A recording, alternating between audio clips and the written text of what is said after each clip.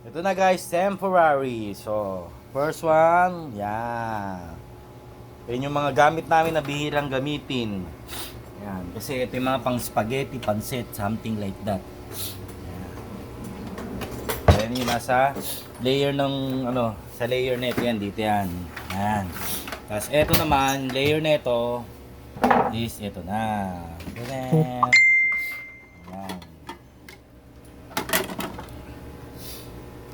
Mukhang magulo lang siya, pero nakasalansan yan. Kasi hindi pa total yan. At ito naman, sa layer nito, ayan. Nasaan yung extension na ginawa mo? Dito naman yan. Tadaan!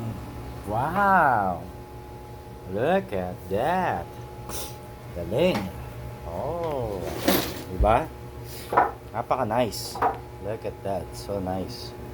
Oh. Nasaan na yung ganito yun? Alin? Tinabi ko. Wow.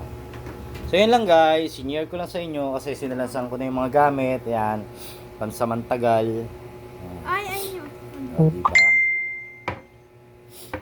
Ayan, dito.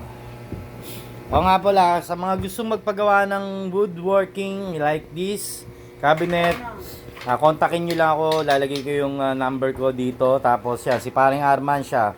Magaling na karpintero yan. Yun.